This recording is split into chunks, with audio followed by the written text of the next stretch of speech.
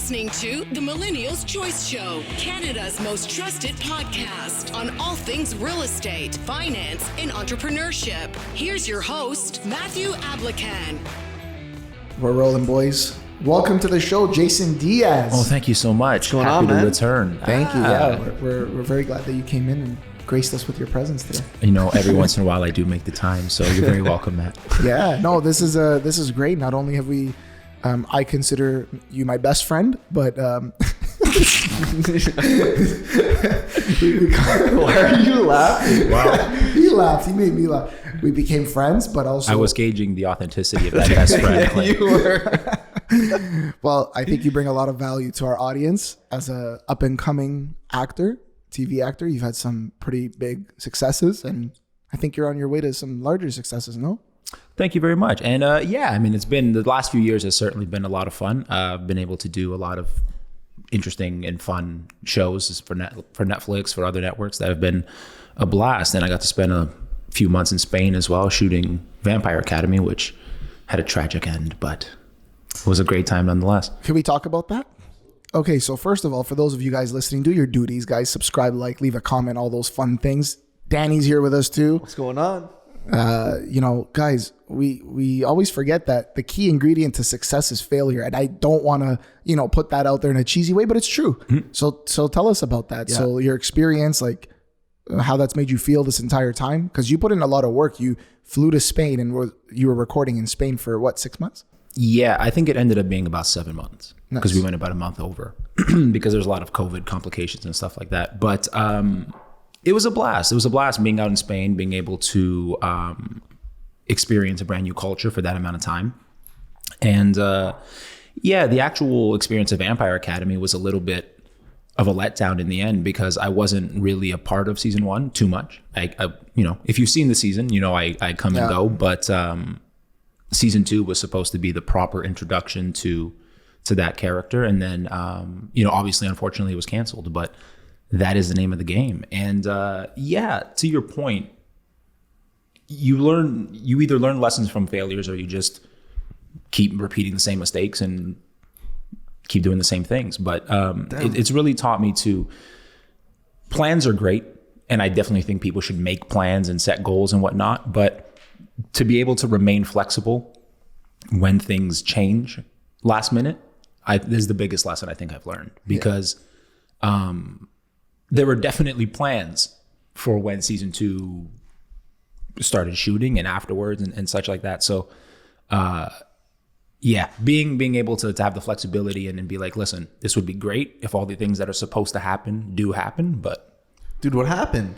Like, why'd that happen? I hate it when shows get canceled. I know. It's the worst thing. Me too, especially when I'm on. No, I actually no, seriously. But it's not your fault. Like it is specifically my fault, actually. No, it's not. That's what the studio said. No, really? Yeah. They were like, the show would have gone on if Jason Diaz was not specifically involved. No, it was crazy because I was like, I don't.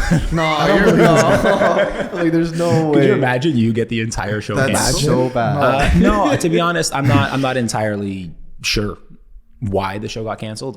That's far above my pay grade to make those calls, but it is what it is. Is it probably? I'm assuming like the kind of answer that comes to mind is were there maybe not enough views or like. I don't know because I saw a lot of support for it. No, for sure, I did too. But I feel like other shows also that are like 2-3 seasons in that have a huge following still get canceled sometimes. For sure, and that's the trick of the streaming era that we're in. Yeah, right. It's not, as per my understanding, it's not so much about the views as it is the subscriptions. Oh, okay. And with Vampire Academy, that was a Peacock exclusive, and then it was rolled out throughout a lot of other markets, but it was mainly a Peacock thing. And so, it's very possible that it was just a subscriptions thing and there wasn't enough people that subscribed purposely for the show or however they track that. I'm sure they have their algorithms. Yeah. Honestly, it just came down to that. Wow. That's crazy, man. Which I will say, because I haven't actually spoken about this publicly at all. It's a shame because I do think the show had a lot of potential. If you've seen the first season in a fantasy show, I think is always the biggest challenge because you have so much to set up and you have so much to explain to the audience. 100%. And with season 1, halfway through season 1, I think we really found our footing. And then the second half of season 1 really showed you the potential the show had. And then unfortunately we just didn't get a chance to dive deeper into it. But so season 2, you were going to come back in a big way, right? I was supposed to come back as the Strigoi king, the evil Strigoi. Jeez. Yeah, which was cool. Sick. And it's also really cool because that's a departure from the books. Okay. Right? So in the books, my character is dead from page 1. Spoiler alert if you've not read the books. But yeah, so it was a completely new storyline, which what was exciting about that was the trick with adaptations is the audience comes in with a lot of preconceived notions and ideas and their opinions on these characters that you have to try and kind of live up to, but yet create your own thing. With Andre, it was the complete opposite because he was dead. So everything was just a fresh slate. So that was the most exciting part for me, but obviously, alas. Dude, that's crazy, man. I even when it comes to shows that get canceled, or not even canceled, they continue on. But let's say an actor drops out. Do you know why that happens? Like, I've always wondered where it's like a main kind of person just, maybe 6 or 7 seasons in, they don't want to do it, I guess, anymore. Like, how does that work? Because don't they have a contract, or maybe their contract like comes up for renewal or whatever? How does that work? I've always been curious. Well, so there's definitely a lot of options. If it's on the actor side, if they just want to leave, it could be that. It could be their contract ends and they just decide, I want a new challenge. But they can never just when they're in a contract, just be like, I'm not down for this anymore and just leave, can they? Or no? They could get sued, right? Yeah, for sure. For sure. Now you can talk to your showrunners or your producers and be like, hey, listen, I know I have this contract. I would really like to be written off the show. And then usually they kind of, depending on, I guess, how much you mean to the show, right? Because like Kevin Costner's going through that right now with Yellowstone. Yeah, it just breaks my heart because I love that show. Yeah, I won't watch it anymore without him. Dude, but I'm hearing Matthew McConaughey is going to take the reins. And Matthew McConaughey on a Yellowstone show, I would watch that for sure. I haven't watched Yellowstone still. How dare you? I know. Interesting. It's so good. I've heard it's a good show. You know what it reminds me of, dude? Whenever I'm trying to pitch this to people, I'm like, it's Sons of Anarchy on horses. No way. What it is. That's what that Sons show of Anarchy. And the thing is, that's what I like when I watch them. Like, this is Sons of Anarchy, That's but dope. with cowboys. And the thing is, it's like, you would never think they'd make a show about, land rights. That's really what it's about. It's like a real estate show. That's crazy. And, but make it interesting where you have like a hedge fund coming after you, the government coming after you, and just a bunch of cowboys on their horses. Yeah. Protecting their lands. It's so good. But to that exact point, that's a perfect example. It sounds like Kevin Costner doesn't want to be a part of the show anymore. Oh, shoot. And he's the main character? Yeah, it's a pretty great ensemble cast. Like, they do spread the time nicely, but he is the main, I guess, antagonist. Yeah. He's the main guy. Well, he's not the antagonist. He's not the antagonist. He's the landowner. It depends how you look at it. Yeah, that's true. He's the show that he's the character the show revolves around. So okay, yeah. Cool. But yeah, and then there's also obviously always the controversial reasons people are fired, whether it's behind the scenes drama and all that stuff. But you also said something to me in one of our conversations where you said, the way the contracts are which will restrict you from maybe taking on another job or another show or another movie sometimes. So maybe there's a better role that comes up for that character and they're trying to get out of their contract now. Right, for sure. And it definitely could be, but it all depends on how big your personal brand is, to be honest, right? Because a guy like Kevin Costner can call a lot more shots than I can call because I can call 0. But Kevin Costner, I'm sure, can call a few. So it depends on your standing in this whole thing. But yeah. For now. Makes sense, yeah. For now. For now. What was your favorite character that you played so far? Honestly, it was Andre in Vampire Academy. Yeah. But I had so little to show with it. It was very frustrating for me because the character was written so well for me. And yeah, like the little bit, because I pop up in the first episode to do like a couple little fun scenes, and then mostly in the finale. Spoiler alert again. But yeah, that character was the character I was most excited about for sure. Have you ever read a script? I'm so curious about this. Have you ever read a script and you're just like, what is this crap? Like, No way. And you have to do it, eh? And you're just like, yeah. Oh, you mean like a script that I've actually been on set working? Something that you've been on set working on. Oh, no. You've never had that, No. But I've definitely auditioned for a few scripts where I'm like, what is this shit? Yeah, like. So actually, that's a good point. So how many opportunities do you come across that you're like, I'm going to audition because I need to get better and get the experience, but I wouldn't take on this job? Well, earlier on, for sure, like everything. So earlier on, I would not. Very few actors get to a stage where they can pick and choose what they're doing. Right. It's a very fortunate position to be in, because most of us is just, you get the auditions and it's like fishing. You cast it into the water and you wait to see if something bites. But I have gotten slightly more selective with what I will go out for. Because of that, because I don't want to end up booking something that I don't want to do. It's also just not. I just don't like the optics of agreeing to your audition, and then when you offer me the job, being like, no, I'm not interested. Right. So if I'm not interested out the gate, I try to just avoid it, respectfully pass on the opportunity. Is that because you feel like your heart kind of won't be in it? Like you'll just be one of those things where you're just doing just to do, not because you're passionate about it? It's exactly that. Because when it comes to this for me, and this is just my personal opinion, I love the work, right? Like what motivates me is doing the thing. I love being on set. I love acting. And I want to be a part of projects that excite me. Yeah. Money's great. Don't get me wrong. I like making money.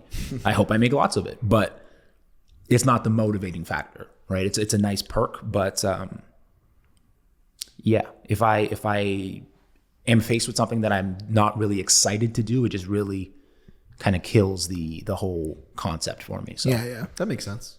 Yeah. We say no to certain clients, I don't want to say certain personality types, because in sales, like, you have to be a chameleon, right? You have to adapt and whatnot and take care of the client. But there's sometimes just a certain personality type that it's like, this is going to come with so many headaches, so much stress, that we're better off just saying no rather than taking it on and then maybe saying no later or whatever the case may be. So it's also because I think you just get I'm not in sales, but I'm sure you just get a sense of like, this is going to be a complicated mess for no reason kind of thing. That literally happened to me yesterday. No, actually, this couple called me and they were just looking for a place to rent and did not speak a lick of English. Like, it was really, really, like, it was a 10-minute call just to kind of figure out what they like wanted help with.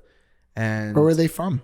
I think they said they're from Russia or Ukraine. Ukraine. We're getting a lot of them now. And it was an extremely difficult call, like extremely difficult, which normally I kind of wrap up in about 2 minutes and help the person and, kind of point them in the right direction. But these guys, it was like 10 minutes and it was just not really a situation that I could help them with. And I told them, I said, your best bet is to find maybe a real estate agent that speaks your language, because I can't help you. Like, it's going to be really hard because you're signing contracts and stuff, right? We know any Russian agents? I don't. Ukrainian, we can help them. But that's a thing though. Like, the language barrier is huge. Dude, it's huge. To touch on Spain again, that was the hardest part about that whole experience for me and I'm Portuguese. So I thought isn't it similar? Dude, I thought when I was heading out there, I'm like, yo, easy. I got this. Like, I got this. No problem. It's like, okay, there's a slight difference, but like, dude, I didn't understand a word. Shoot. But also I was told, and I'm not sure how accurate this is, but I was told that because we stayed in the north of Spain, they speak a different dialect of Spanish. Got it. Right. And I was like, of course we do. I was like, why? We couldn't just go to a normal Spanish speaking part where I would have had a chance. You should have just yelled, sorry. Dude, I would have understood nothing. No, dialects are a thing, dude. Like, it's hard, man. When there's a language barrier, it's very different. 100%. Even like Italian, I asked my wife, she's from Italy, and I ask her like how to say this, and then I go and I say it to some other Italian. They're like, well, I don't know what you're saying. And then I tell my wife, I'm like, this guy didn't understand what I was saying. She's like, it's a different dialect. It's completely different. Like, they're specifically, they're from Bari. Like, people don't understand that Italian. It's so weird. And it's like, but you're from Italy. So are they even Italian? They are. It's just a different dialect, though, and you just don't understand it. I find that so interesting. Yeah, the different dialects in different regions are Yeah. It's like Emmanuel, where we're from. The stuff that they say, they'll say the same word for house that we say for egg, and like it's a complete. They're just from the north, the mountains. Right. It's mountains. Well, like the same is with Portuguese, like the continent, because my wife is from the islands. Shout out to Kimmy. And I have a blast bullying her about that all the time, which is hilarious because my dad is from the islands, so I'm half. Yeah, that's too funny. Well, greatness in the Portuguese culture is usually from the islands, no? Like Ronaldo's from there. I'm going to be honest, that's what's going to be my go-to. Ronaldo's from an island. Yeah, and greatness. Considering he's arguably the most successful Portuguese person of all time, I feel Yeah, like I would say so. Definitely. I'd say that's an accurate statement. That's pretty accurate. That's very accurate, dude. That's very That's factual. fact. I wouldn't fact check that. I don't know. I'm trying to think of another one. Maybe a past king in the 1400s. Well, Could be. you know, I don't know. Actually, anything's maybe possible. Ronaldo. It's just different reincarnations of Ronaldo, just being great all over the place. Did you not tell me he has statues there when you went to Yo, Portugal? he has the ugliest statue I've ever seen. No way. Yeah, He has actually, that's so a lie. many, though. So there was like 2 statues that they made of Ronaldo that are not the best. Really? They're just not the best. And I've always thought, like, what a weird experience that must be. For him? Could you imagine for them to be like, hey, we made a statue of you. Yo, that's And you're like, crazy. holy shit, that's dope. And then you get there and like, okay, 3, looks 2, like 1. Messi. And you pull the friggin' the curtain down. And it's If I was just, Ronaldo, I'd pay for that. I'd and change it. I'll and pay you're just for looking it. at it and you're like, that doesn't look like me at all. They did a hilarious prank on David Beckham Oh, no way. a few years No, I ago, haven't like seen when it. he first joined LA Galaxy, I believe. And I can't remember who it was that did the prank, but it was a statue reveal, and it was just on a purposely hideous statue. God. And watching him try and keep his cool, like he's like, "Oh, it's great, beautiful." I was like, "What would you say?" Like, you can't turn around and be like, "Yo, this statue sucks, Yeah, dude." no, for real. Speaking of Ronaldo, I would say the Portuguese team did him dirty this past World Cup. I didn't know we were going to talk about this. Now we're going to need a 3-hour podcast. Yeah, because no I problem. agree, dude.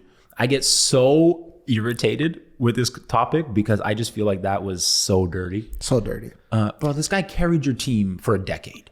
Nobody knew what a Portugal was until Ronaldo came along, and now you're benching this guy in his final World Cup. So I just did thought it they was bench shady. him from the beginning of the game, or was it halfway? Like I don't remember. No, so he played the first game. He started the second game, was subbed off, and then he was on the bench for the third, fourth, and then fifth game. For real. Yeah. And he came on at the final game in minute 71 or something like that. That's crazy, man. Yeah. I can't remember. I just think it's weird. Like, I understand if you, whatever. I just think it's strange if you're benching the guy because you think other people are more equipped to score goals at this given time. But then when you're losing and you need a goal, you sub him on. I don't understand. Like the he's gonna logic. make a difference, doesn't make but you know, sense. like I just don't understand a lot. Either he can score you goals or he can't score you goals. yeah. You know, I think this whole Man U situation that he was going through, and you know, if FIFA or the powers that be wanted to show the players like nobody's bigger than the organization. yeah, that's definitely what it Plain and seems like simple. anyway. Do you think it was that deep? 100%. Well, they're looking good now, though. I don't think that's because Ronaldo has left, but they are looking Man U. great. Yeah, they're looking great. Yeah. That's crazy though. Interesting. I'm happy where he landed. Like he's scoring easy goals.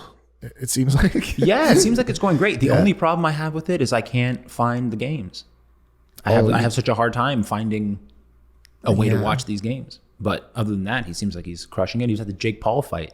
Oh, that's this weekend. yeah? Did you guys watch the Jake Paul We watched fight? I watched the Jake Paul. Did you watch I it? watched some highlights. I but watched the didn't watch highlights. whole I watched the fight. highlights. I watched as well. it jetting on 401 West, bro. Streaming illegally. Unbelievable. Come at me, Dana White. Wow. Dana Even White's though going to come after you for Jake even though Paul. that has nothing to do with Jake Paul, but yeah, I did watch it.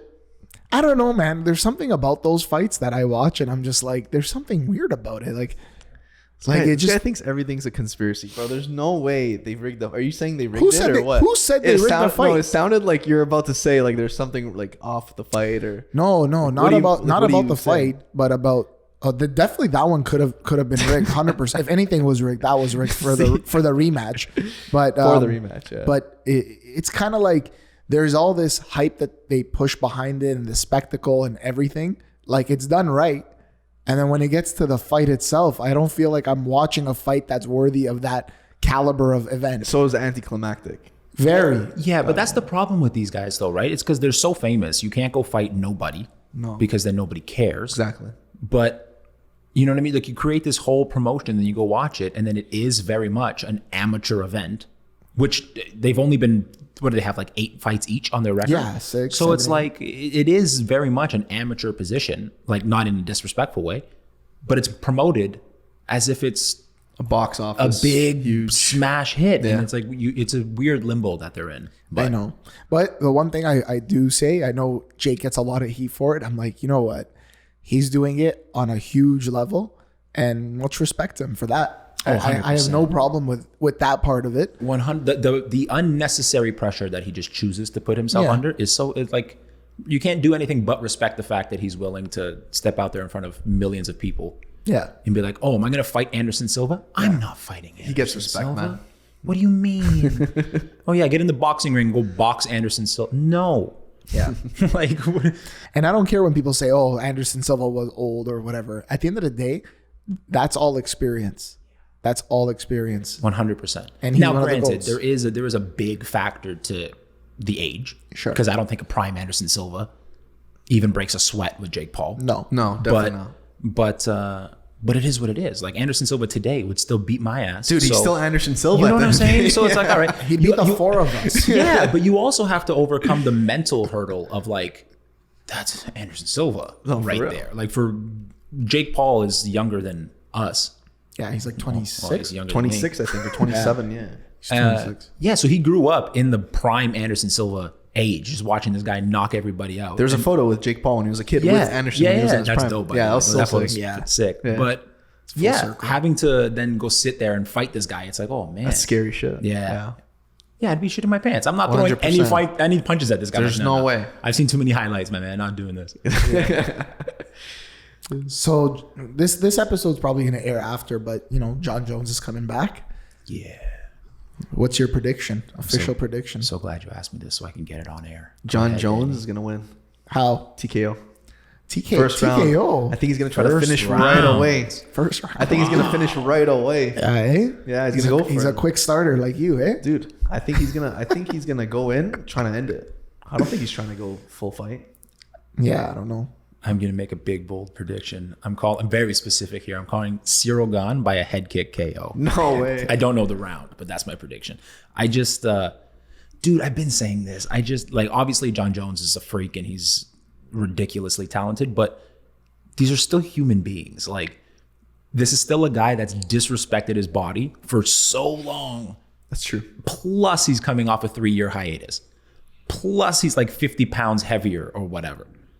I just find it very hard to believe this guy's going to hop back in the cage and just be John Jones. You know, I could be wrong because No, that's a good point. Valid It has points, been yeah.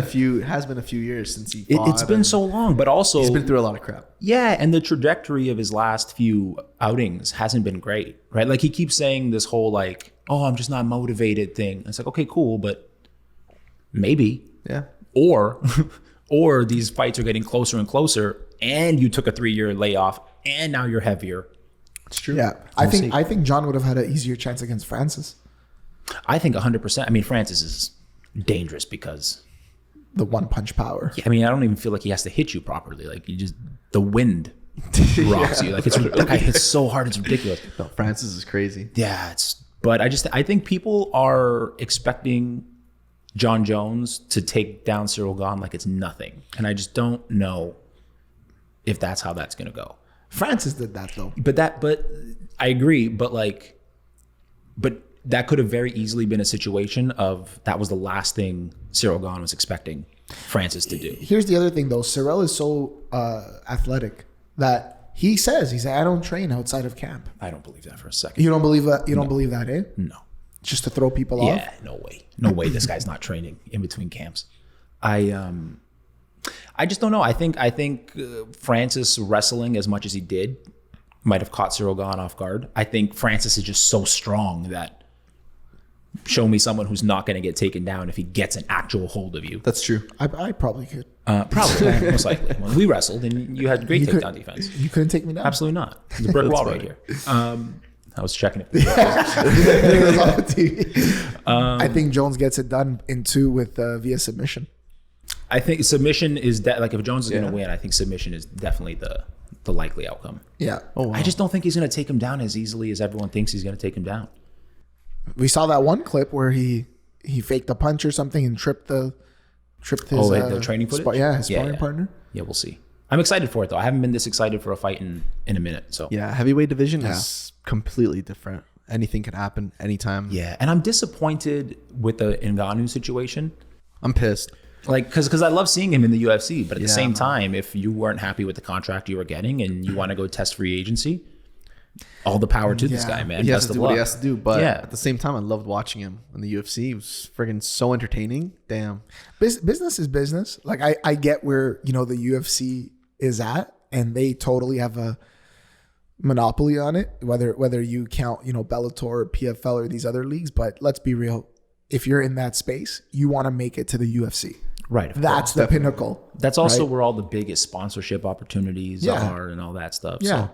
So even though the UFC is doing their best job to steal money from their fighters, but that's okay. Yeah, I was just going to say they take all the money for the sponsorship, no? Or majority of it? Well, a few years ago, they got rid of individual sponsors. Yeah. So the athletes used to be able to get their own sponsors, put them on the shorts, and UFC got rid banners. of that. Yeah, UFC, exactly, the banners. I forgot about the banners. Remember the banners? They don't do the banners anymore? No way. It's been banned for a while. Yeah, Damn, I haven't noticed it. Yeah, I'm not a fan of it, man. I don't like that because they got uniforms, right? So they got Reebok originally, and now it's Venom or something. Okay. And they have pay splits, which is fine. But you want to talk about a guy like George St. Pierre? What caused the hiccup and the holdup in his return for all those years was that he lost millions of dollars in sponsors, right? Because you're talking about a guy like George St. Pierre was sponsored by Under Armour and Gatorade and all this stuff. And now all of a sudden, nope, you got to wear whatever the hell our uniform is. Right.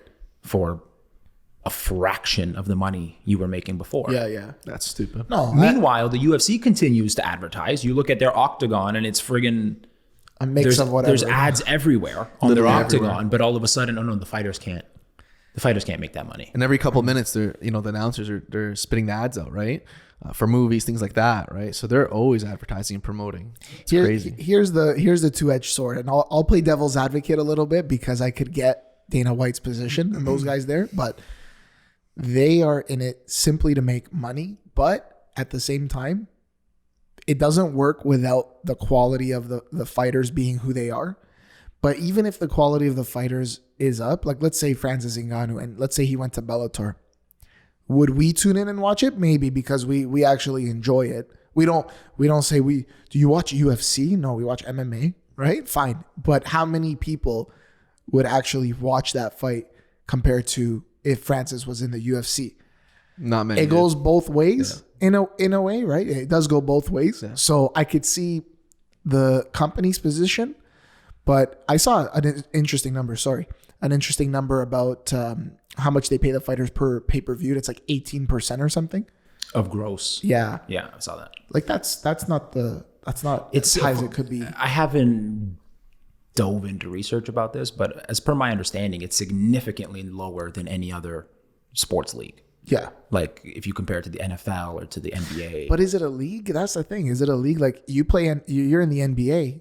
You're playing for different teams. You're in the NBA. You're not going to somewhere else to play basketball. Whereas here, you can go to Bellator and fight. You could go to PFL and fight. So is it really a league? Yeah, for sure. The UFC itself is a league. I would think it's just a promotion. It's just one of the promotions that's out there that you can join. Yeah, but there are also other football organizations. But like XFL and things like that. I mean, I don't know them, but they exist. The CFL, that kind of stuff. Exactly. You want to go play for them. Exactly. You want to go play for the big league, exactly. Right? The big league in MMA is UFC. And so the big league can kind of do these things that we say it's bullshit or we don't agree with, but they're at that point. Like you have to picture, we're looking at it now, 30 years later. And like, imagine the stories we hear that Dana talks about or his partners talk about where they were bleeding for so many years, paying fighters, hiring people, growing the organization, and they were bleeding millions of dollars, and they were about to call it quits at one point. For the Ultimate Fighter. I don't remember exactly when, but as per my understanding, it was the Ultimate Fighter, the original, that saved the UFC. Oh, no way. Yeah, I think what happened was they had the Ultimate Fighter, the show, and then they had the finale, and Forrest Griffin and Stephen Bonner fought. Yeah, and the rankings, the ratings were bonkers. That was a really good fight. Yeah, the ratings were bonkers, so they just it blew up. Like that's what blew up the UFC. Yeah, he gave both crazy. guys the contract. Isn't it crazy? Stephen Bonner passed away. I know, Dude, wild. Sudden, man. I mean, he made a living off of getting punched in the head for a living, but like, and you know, it's very unfortunate, man. Who was it that came out? Sean Strickland recently came out and said, for all the reporters and people like talking about this now, how come you guys weren't there when he's been going through this problem or this problem? So you don't know what these guys go through. Yeah, I mean, brain trauma is such a messed up thing. There's such a messed up reality for these fighters, man. Like, because you live such a wild life with a professional combat career. Yeah. But then in the because the problem with athletics is you're done at like 35, right? Like you're an old man at 35 years old. Your body can only take so much, right? Yeah, and then it's like you retire and you've had this whole career, but you're still 35, 40 if you push it longer. What are you going to do with the rest of your life now? And now you have a bunch of brain damage. You coach kids classes on the weekends. So you're telling me Dana White called you right now on your cell phone and said, I want you to come and be a part of Power Slap competition. Power slap. Whatever is that what it's called? That's what it's I called, would right? slap you. If he offers me a contract to do Power Slap versus Matt, I'm showing up to sign that contract. I wouldn't take that. I wouldn't take that. I would slap the shit out of you. You would slap the crap out of you. I would take that too, honestly. I would love to. Power slap. I wouldn't do it against you because I'm a bully, so I only pick on people I know I can have an advantage over. That makes sense. It's crucial. And so Danny Yeah. and maybe Carson. Yo, those guys get hit hard, bro. Hard. Like, I've never seen people drop that hard in my life. Like, worse than UFC. Like, Power slap is nuts. it's disgusting. You bro. guys think it makes it? Dude, no, I can't see a world. I don't even know how it got passed by the commissions. That doesn't. Dude, make there's sense, zero. dude. There's 100% money for sure. Yeah, Exactly. no, for sure. But Like, still, dude, there's no defense. nothing. There's nothing. There's no. There's some skill. There is mean, skill in it. technique. I mean, sure, for sure. There's skill You, to you anything. smack him but with this like, part of it. Yeah, but it's like, dude, these guys are getting slapped. They're getting knocked virtually unconscious. Guys and girls, eh? Yeah, guys and and then, girls. my bad. Yeah. But then they're getting picked up. Yeah. And like the refs like give him a smack on the cheek. Come on, bro. You got to smack this guy in 20 It's like, seconds. you okay? Let's go. I got to smack this guy in Can you see 20 my hand? seconds. Like, this is done. I'm unconscious, dude. Dude, it's messed Yeah, up. it's man. nuts. And some of those guys that are there, I've seen like the most like not fair matchups where it's like this huge guy like this and like this small scrawny guy that weighs like 140 pounds and this other guy's like 230 pounds. And he just destroys him, bro. And I'm just like, how is this legal? That's like, another thing. I, There's no I weight actually classes, right? like think that person will have brain damage. Going back to what we were talking about, like it might not happen right away, but it'll definitely have some sort of impact, on their health long term. Yeah, and I think that's the thing is the UFC is young enough still that we haven't seen all the studies and stuff come out, right? Because the NFL, we're going to get sued by the NFL now. The NFL, We do not represent or warrant anything that Jason says. but the NFL is having that problem. Like they've had that problem for concussions? years. The No, concussion 100%. problem and all the studies that have come out of CTE from the head-on collisions. You and watched stuff. the Will Smith movie too? That was a great movie. I think that You was didn't watch the movie? Hang on. What? No, I didn't. It's called Concussions. There's no or way. Concussion. No, I know what it is. I just haven't seen it. No, you should check it out. It's a really good movie. I gotta check it out. Because obviously it's based on a true story, and that it was the thing I think that blew the lid on the Oh story. yeah, I did hear the NFL got very upset about that movie. Yeah. No, for sure. It Because was- they shined a big light on They did. on CTE. Like if you're gonna this is where I disagree with capitalism. Like if you're gonna be this machine that's generating billions of dollars annually, and you need the players, obviously you need the players and all that stuff. Okay, give them a little bit something more than you're giving them to make up for what they're gonna face in terms of their health or whatever. Don't just shun them to the side after like retirement and they're nobody and who's the next one. Like That's you're, bullshit. You're making enough off of those players. Billions. To afford something. Like this is where like And Rihanna. Okay? They're making money off of Rihanna as well. beautiful with a beautiful performance at halftime. You liked it? So please don't. You enjoyed it? Yeah, just please don't minimize.